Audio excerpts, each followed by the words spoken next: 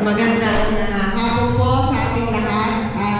Thank you po sa cooperation ninyo sa ating pagbibigay surprise sa aking mahal na asawa na gusto namin ibigay yung pesta sa kanya para minsan lang kasi dumating sa buhay natin yung 60 years old. Kaya gusto namin ibigay sa kanya ng mga bata, ng mga anak ko.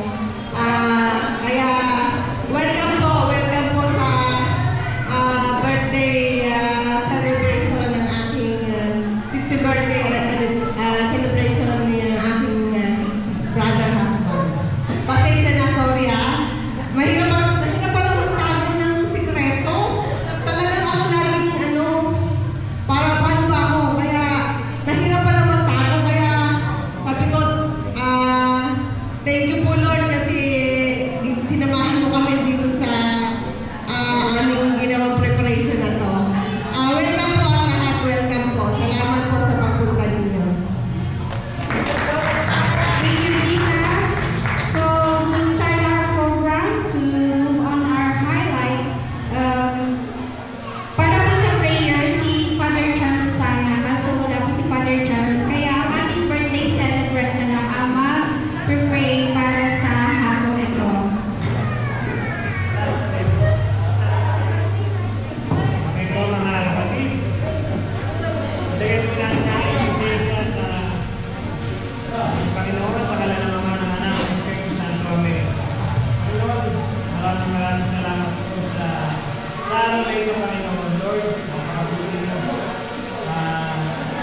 Talagang maraming salamat sa pagbibigay po ng panibagong buhay, Panginoon. Sa pagbibigay po ng pamilya na talagang inyong kaloob, Panginoon. Maraming salamat. Maraming salamat din po sa mga kapatid na dumating dito upang surpresahin ako, Panginoon. Salamat po. Salamat po, Panginoon, sa lahat po. At samahan niyo po tinataas ko, samahan niyo kami sa amin po, Panginoon.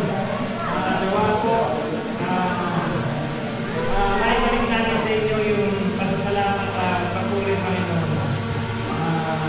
Mga kapatid, isahin po natin ang panalangin tinuro sa ating Panginoon. Ama namin, sumasalangit ka, sabahin ang lahat ng mga kasama ng kaharian mo, sabihin ng loob sa lupa, para sa langit.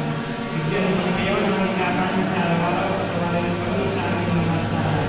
Para lang pagpapatawad namin sa nagkakasala sa amin natin ng Pagdiyadyan kami sa lahat ng masama. Amen. Ave Maria, llena de